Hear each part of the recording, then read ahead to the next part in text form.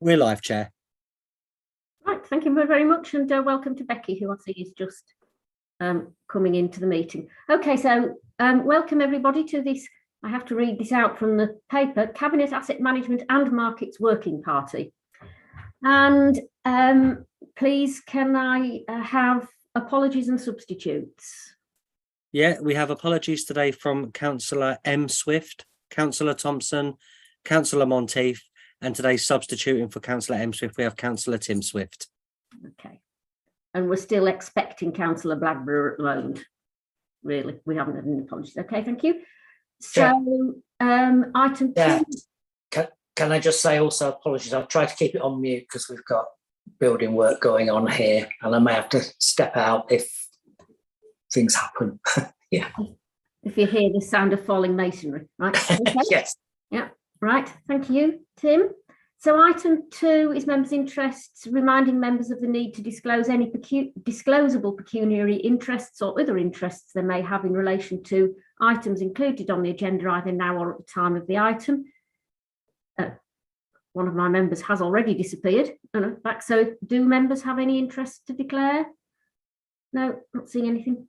Okay, and admission of the public. This meeting is open to the public, except that under section 100A brackets 4 of the Local Government Act 1972, it's recommended that the public be excluded for item 11 on the grounds that it involves a likely disclosure of exempt information as defined in the stated paragraph of part 1 of schedule 12A of the Act. And that's the item 11 is disposals and acquisitions update, and paragraph 3 excludes it on financial or business affairs. Okay, so we then move on to item 4, which is the minutes of 2 previous meetings on the 18th of July and the 20th of December. Do members have any matters they want to raise on those, or any points they want to make before we agree those as a correct record and they can be signed by myself as the chair? No, I'm not seeing anything. Okay, so yeah, they can be signed off. Thank you. And that moves us on to item 5, which is the project update for Cabinet Asset Management and Markets Working Party, and that is going to be Alan Lee today. Thank you, Alan. Thanks, Chair. Essentially, this is a progress report. It's mainly for information, but it is a great news story. It captures significant external investment into our towns right across the borough as part of our priority of strong, thriving towns and places.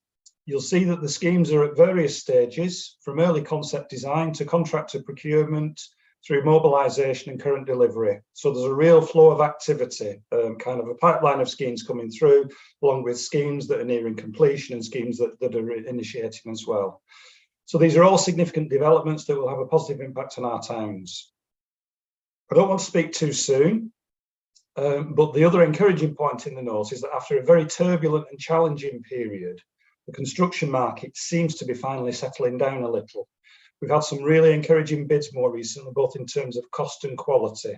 So without delving into the detail of the schemes, I'd be happy to take any questions, Chair, bearing in mind I am substituting in presenting this report.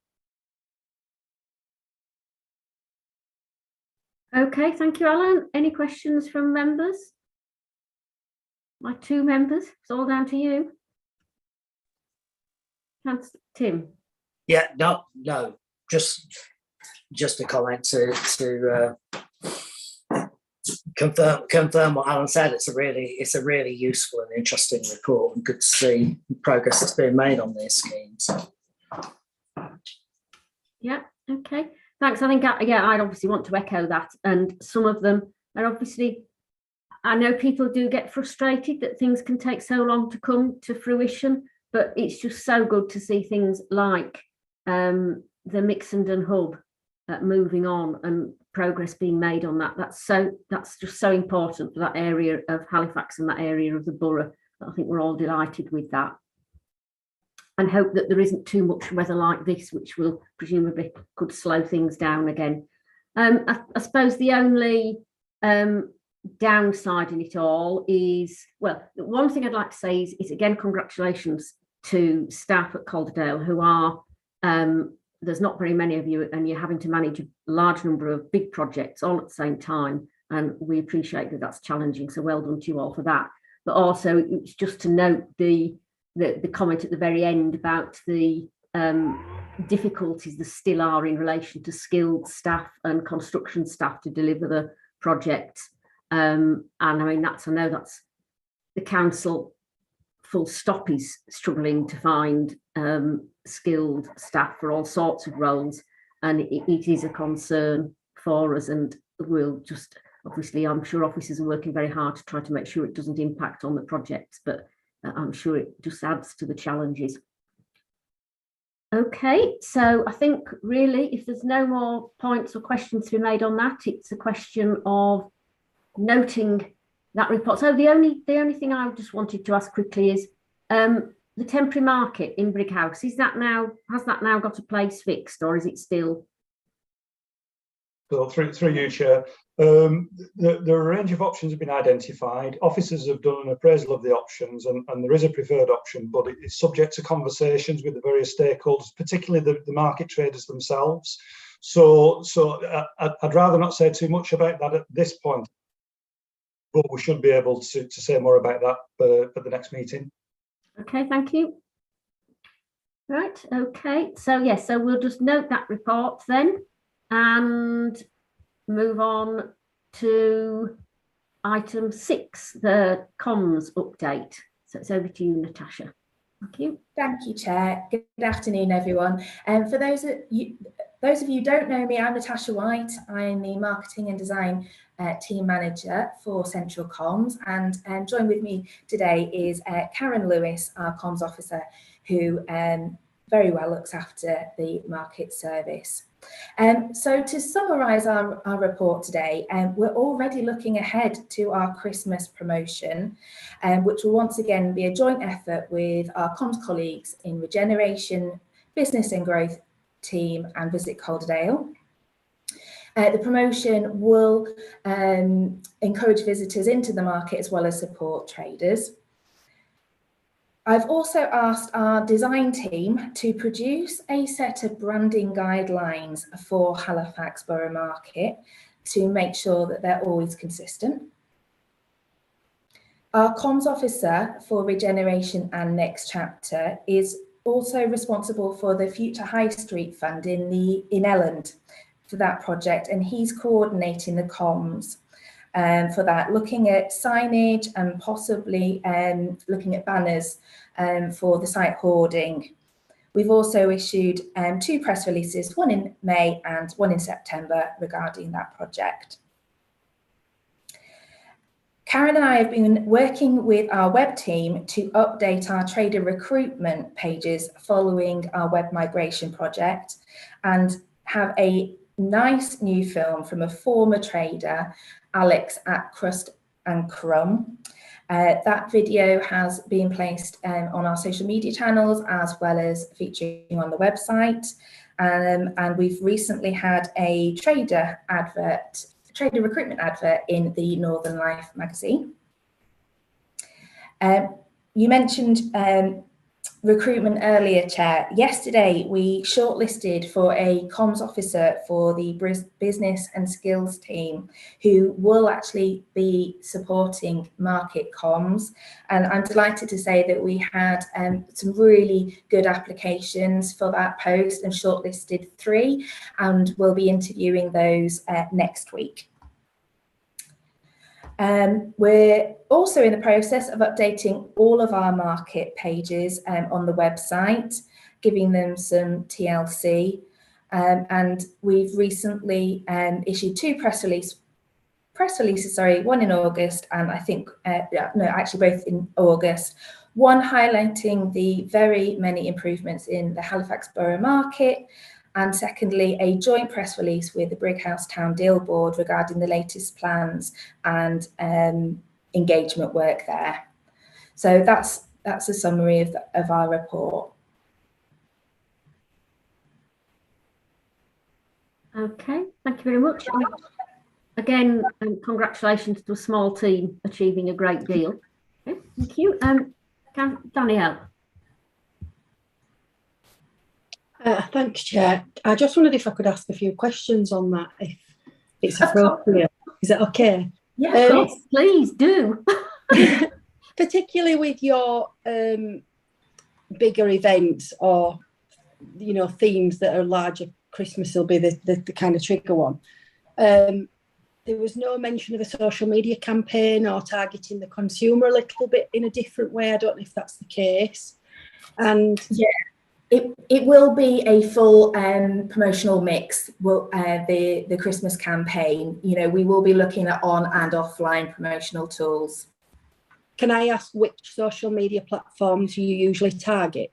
And Yeah. where's your target audience? Yeah, our main channels are Facebook and Twitter, but we do also have LinkedIn and Instagram as our main corporate channels. There are market Facebook pages as well, so obviously we'll utilise those. And in terms of audience, it will be residents to encourage people to come into the market. Plans are still to be decided, but it probably will be a promotional giveaway that we're looking at to encourage people into the market. So it will be residents of Calderdale. Can I ask another question, Chair? Is that okay? Yes, please, carry on.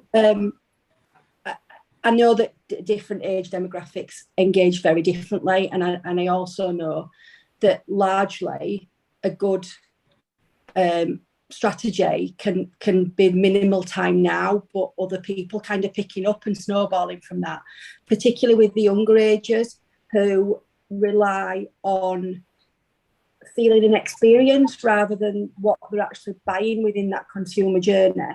And I think some of our markets are very much about the experience because of the age and the historic side and just the whole feeling of it. I kind of wondered if there was any opportunities or consideration around engaging with the younger market to kind of let them go through that journey and document it, particularly on TikTok, because that gathers quite a lot of momentum. Not necessarily if you've got time this year, but whilst these events are in place, have you considered somebody kind of linking to that and sharing and gathering it for next year? I don't know kind of the journey, but we it seems like ages ago now, but back in Easter, we particularly wanted to target a younger audience with a spot Egbert promotion that encouraged traders within the market to take Egbert and place them on his stalls and get younger people to kind of spot and try and engagement that way. It was okay. We had a lot of learnings from that.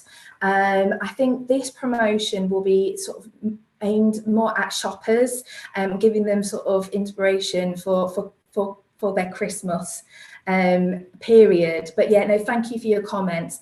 I will just bring, I was on holiday last week, so I wasn't actually at the meeting. Was there anything in particular that you could help, Councillor Jones? I think last year when we did the Christmas campaign, we had a student from the Trinity, is it called Trinity? Yeah, Trinity Sixth Form. Yes, setting up. She sort of did the introduction to the video. That worked really well, so we might look at doing something similar to that again. I was going to ask if you'd engage with any of our local colleges or sixth forms, so you've answered that. Thank you. Thank you, Chair. Well remembered. Okay, thank you. Just before I bring Tim in, since I think he's disappeared again, which is a bit worrying. So Councillor Durham's Danielle was referring to TikTok, which you didn't refer to.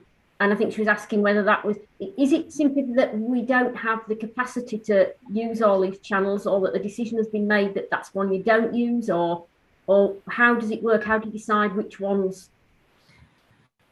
Yeah, I mean, like spot on, really. You're talking about strategy, and you know, we do have some TikTok channels as a council. Visit Calderdale has one. Corporate comms don't, because of the resource that would take to actually, you know, create all of the content that you would need for that. But it's never off the agenda.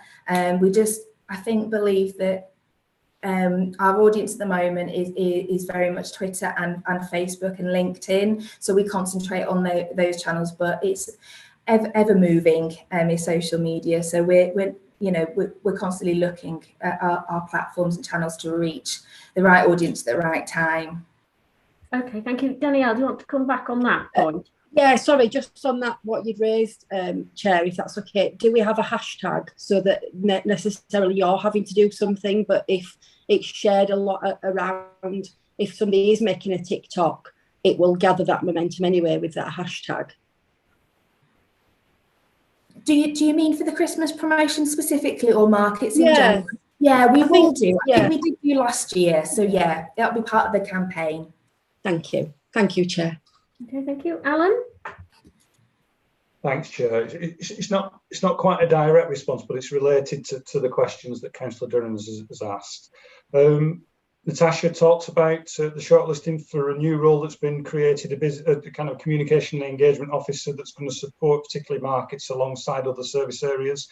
And I'm chancing it a little bit here. I know John was shortlisting for a kind of an associated post that we've created as additional capacity within the market service, particularly to focus on engagement with traders and looking for the next generation of traders.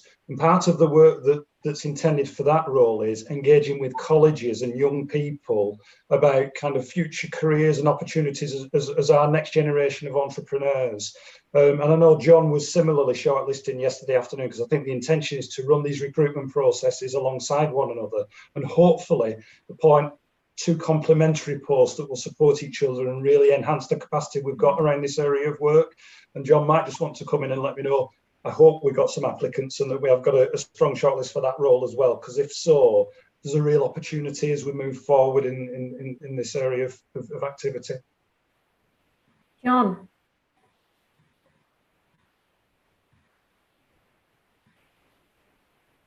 I'll just unmute myself, although Mr. Lee did steal some of my thunder there.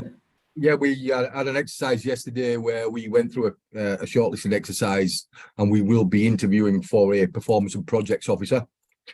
Primarily, this post will be there to facilitate promotion of the markets, recruitment of traders, etc., and with an emphasis, basically, what Councillor Durham said was on the youth.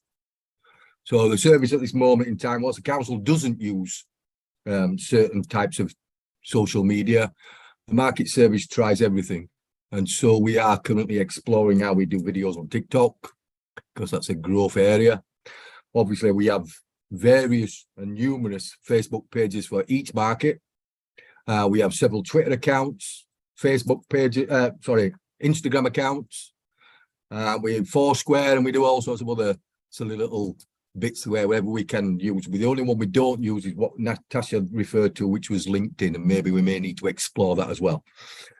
But again, the emphasis for the service really is recruitment of a younger generation of both shoppers and traders, really. And that is where the emphasis of the service must go.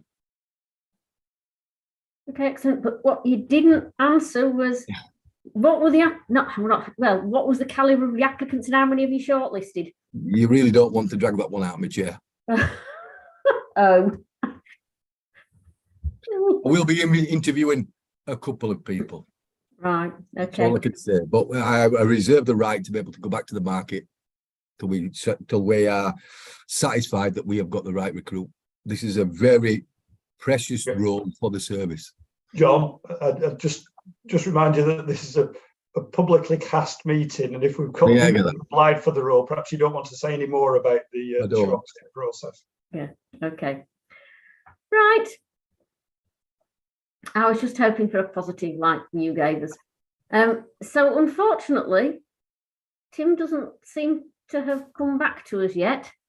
I suspect he's got a building issue, Chair. I think he has, yes.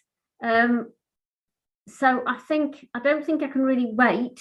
And I think we've finished with that issue. So I think we'll note that report and we can come back to it, I'm sure, if Tim comes back. So we'll note that report, and lots of very positive things in there, and as I say, a lot of good work by a small team. So that takes us on to agenda item number 7, and that's the briefing note on Sowerby Bridge Town Square, Peter. Yeah, thank you, Chair. It's a very brief briefing note, really. The situation at the moment with Sowerby Bridge Town Square is that the scheme was passed over to. It's a bit involved. The scheme was developed outside of the way that it's being delivered. So it was developed by the Sowerby Bridge Master Plan process, which heavily involved the town board and different officers to myself. It was then passed over to the Corridor Improvement Programme, which we've been successful in gaining funding from the Combined Authority, West Yorkshire Combined Authority, for a series of interventions along the A58. The town square development was included as part of this, as it provides some betterment for cycle movements through the town, and also betterment for pedestrian movements and for public transport. The position that we are in at the moment is difficult. We've, as you'll be aware, we've demolished the old market.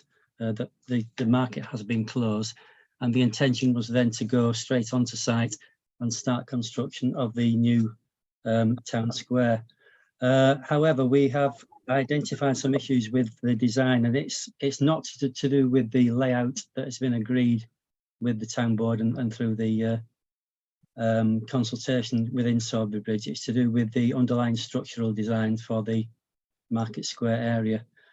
So that at the moment has been passed back to the design consultants who developed the original design, and they are now working with us and with our internal engineers to overcome the issues. The issues are to do with the levels that they've used and the gradients between the canal at the back and Wharf Street at the front of the site. So they have now presented some designs back to us, and we are poring over those at the moment. I have to say, we're very short of staff in the engineering department, and we have a lot of work on at the moment. So it's another pressure on top of all the other pressures that we have in-house. But we are trying to overcome this issue with the designers, and hopefully we'll have a design within the next few weeks. Now, it has then impacted on our ability then to appoint a contractor to do the construction work. We were working to issue a tender out through the Your Consult framework, which is administered by Sheffield City Council, which is a route that we do go out with on this type of project. But we're also now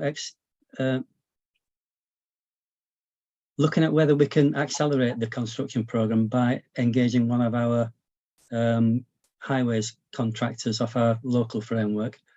And it's based on the fact that we already have that contractor doing works on Hollinsmill Lane at the moment in Sowerby Bridge, and the work is looking very good quality, and we are confident that that contractor could very well work with us internally and develop the Market Square quicker than perhaps it would be if we went out externally. So that's the position that we're in.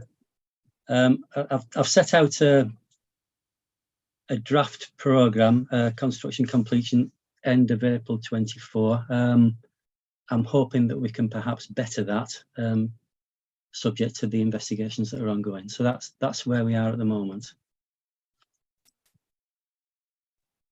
Okay, thank you, Peter. So I don't see any hands up. So just one or two points I wanted to raise. One, I assume then that if I understood you right, it's perfectly okay for us to go to that contractor. We can do that within the procurement rules, and that's not an issue. We can.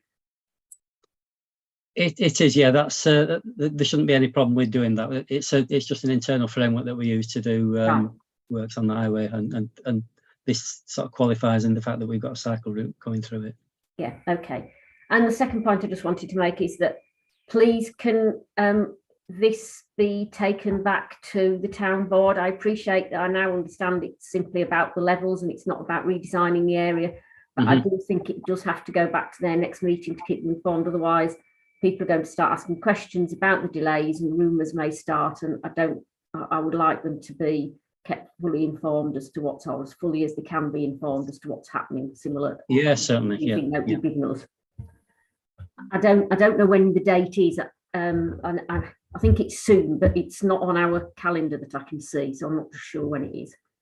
Right, I can chase up. I think it's Rob Shipway, I think, who administers that group, so I can go back to him and. Okay, thank you very much. So no other questions that I'm seeing about that. So if we can just then note that report, please. And then Tim, I'm glad to see you still in one piece.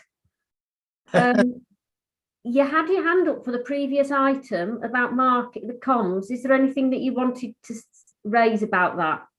I mean, it's nothing kind of substantial. It was just kind of back to Christmas and just checking. I think Natasha mentioned sort of talking to other people within the council. It was just checking that we were coordinating with the Halifax bid, and I was able just to announce their plans around the Christmas parade and switch up yesterday. I know they've got a few other things on, so it's just sort of checking. I'm sure you are, but just checking that connection.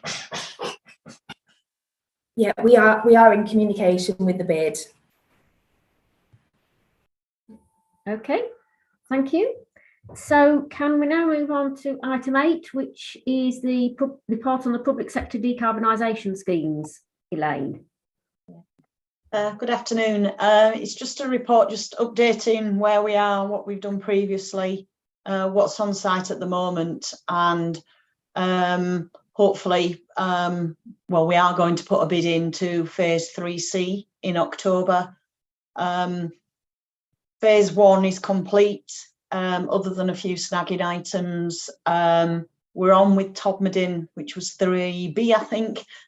We were delayed slightly due to the gas board having emergency works on the road adjacent, so our national power grid couldn't get in, but hopefully the gas board have now left, so hopefully that's on track, and that should be finished October, November time. We were successful in getting funding through NASRA, which was £70,000. So we did look at Heath, Victoria Theatre and Halifax Borough Market. Unfortunately, we've been, after double checking and cross-referencing with Ian Hughes, Heath campus is not able to apply for that funding. So I'll go back to the trust and inform them of that and just try and come up with possible alternatives to try and find some funding for the charitable trust. So instead of that, we've identified Beechwood Library, which is something that we can look at from a feasibility point of view in-house. We are just waiting for details of the feasibilities to come through. They've announced that the bid has to be put in on the 10th of October. So we're ready. We've just got to provide the information and everything should be back through so we can provide that to put the bid in. Slight miscalculation with cabinet meetings and other things, because we were only told last week or the week before it's the 10th of October and we need to confirm the match funding. So it's potentially going to be dealt with as was the previous bid, where we'll get approval to submit the bid and then we'll go to cabinet in between before we accept any offer that we might receive. Obviously through cabinet, because it will require match funding, and the report gives an idea of the type of match funding that we will need if we do want to proceed and accept the funding. Going forward, they haven't said obviously that there's going to be any more money, but I think it's on most political agendas, so hopefully the money will continue to be available, and we are working up a programme of the next buildings. And it looks like they may reduce the age of boilers to 10 years, which brings in other buildings that would meet that criteria, including the 2 new pools that are now 11 years old. And I think there's Todmorden Town Hall and possibly Todmorden Library that are ones that are larger buildings next on the list that we're probably going to be looking at into the future. So hopefully we can continue with the forward programming and rolling programme of changing from gas to alternative forms of heating. If anybody's got any questions, I'll try and answer them.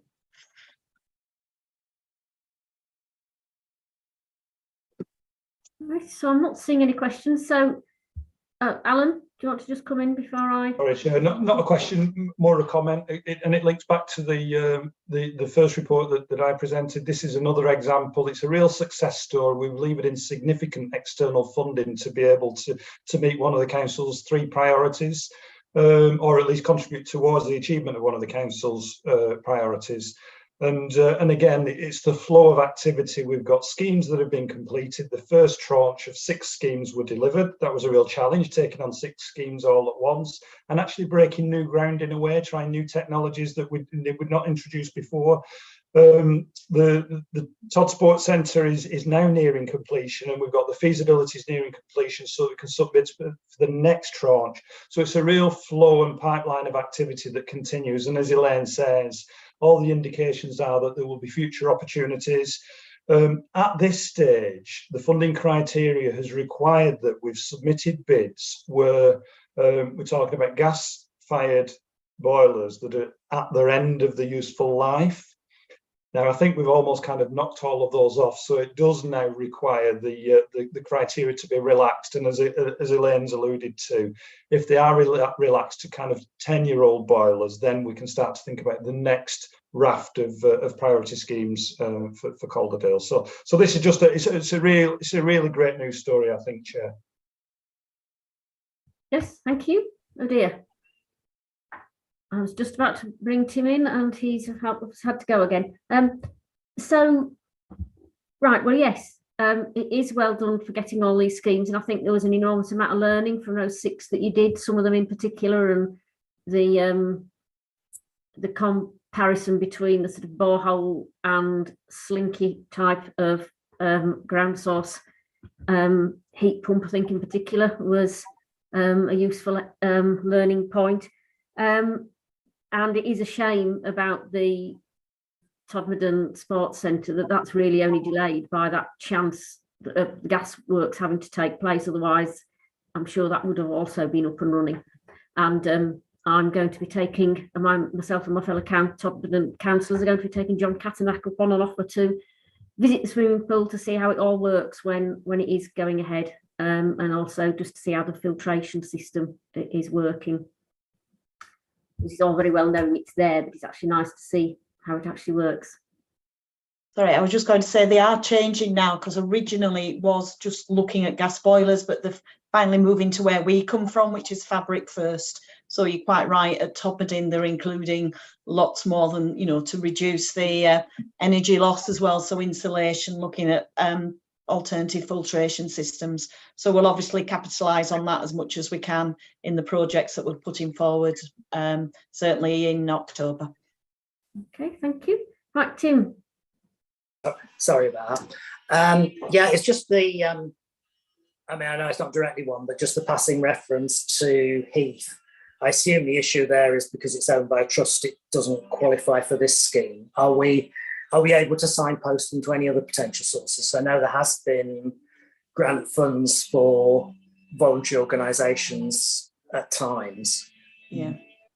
We are struggling at the moment to try and find an alternative, but obviously it's something that we're aware of and we are keeping our eyes out together with Laura, who is a lot more into the funding streams than we are. She's keeping an eye out for that as well. And we are going to try and get some contingency in with regard to their boiler that's been a little bit hit and miss, because obviously it's a school, so we just need to make sure that we've got heating should there be a problem with their system. Okay, thank you. So the other point I wanted to make was that shame about Heath, but good news for Beechwood, and it would be nice when that's been refurbished, now that it's been refurbished, to be able to provide it with a modern heating system to complement that refurbishment. Because I think, was that did I see a picture of all the local North Halifax councillors in the library, and it just looked so nice, and it would be good to have a system to give it sustainability, a heating system to give it sustainability for the future. And I think what you said, Elaine, about the fact that you've now been told bids have to be in by the 10th of October, and the pressure that puts you under, and the hoops that you have to go through in a council to get authorisations to do that on the match funding, just shows some of the difficulties that these kind of, although it's nice to have the money, it does just make it so difficult for councils to have to keep putting the bids in and jump to these really very short timescales. Yeah, they have been warning of October for a while, but we thought it was going to be the back end. Yeah. And the sports, the swimming pool fund is also a similar timescale. So, you know, we've just got a couple of, you know, we know what we've got to do, and the staff who are dealing with it are very expert in doing the bids now. So hopefully it's not going to be too much of an issue, but it does impact on other work that we have to do to meet deadlines. Yeah. Okay. Right. So I don't think there's anything else anyone wants to say on that. So if we can then again note that report, and as Alan has said, again, really hard work by staff to bring in these quite challenging and novel projects, nearly all on time and working satisfactorily. So that's really good to see. So thank you for that. Which takes us on to item 9, the Land and Property Asset Management Strategy. And that's you, Alan. Thanks, Chair. So this is clearly the Q1 monitor. So it's still very early in the year, and we're not complacent, but you can see that the monitor is very positive. We've already discussed some of the areas of activity, and others are on the future work programme. All 10 of the actions are currently rated green on track. So that's quite unusual, but as I say, it is quite early in the year, and there, you know, challenges do get thrown up from time to time. You'll see there's a clear focus on continuous improvement. We focus, we review, we resource, we deliver. And a really good example of this is the final item in relation to the community management of assets, which has been the topic of conversation through this board in recent meetings. This has been identified as a key area of focus for us, and it was previously rated as red, a major concern. Since that time, the key issues have been identified, the required resources have been secured, and we have an agreed approach to tackle the issues. So the activity is now rated as green. So we've kind of really progressed on that. We'll of course keep things under review. There's still a way to go, and make sure that we remain on track and deliver to the agreed timescales. Happy to take any questions, Chair. Thank you, Alan. Tim? Not a question. I was just going to say, I'm not sure I can remember seeing a progress report of this kind come to a committee that's got all greens against all the actions. So well done. Yeah. Yeah, that's right, because it is, it's not necessarily right, but of course the first thing anybody does really when they get a report, a RAG report like this, is they look for the reds, and you go up and down it thinking, well, there must be some, but no, they're not, and that is brilliant. And the reference to when you talked about the community management of assets policy and the reference to the council's property disposal policy, it coming to cabinet in November, that's part of that is going to be the streamlining of the approach for at which stage in the disposal process cats are flagged up and considered, isn't it? So to try and make sure we don't miss opportunities again. That's right, Chair. Yeah. Upstream, it's upstream in the decision making, so that we have an earlier gateway to direct things in the right direction. Yeah. And yeah, so again, note that very encouraging and pleasing report, and again recognising that the huge challenges that have gone behind getting you to that point. Okay, so that takes us on to the work plan, which I assume the work programme, that could be you, Alan, again. And is there anything you want to say about it, or anything anybody else? Well, just to say, it's the draft programme that we keep under review. You'll see quite clearly it reads across to the delivery plan. Of course, we monitor the things that we're doing and ensure adequate progress. So, but it's subject to review by members of the board. So if members have any kind of views about things they'd like to see added or considered at different times, then please let us know. We can adjust the programme accordingly. Okay, thank you. Well, I'm not seeing anything at the moment, so we'll note that for now. And that then takes us on to the exempt item.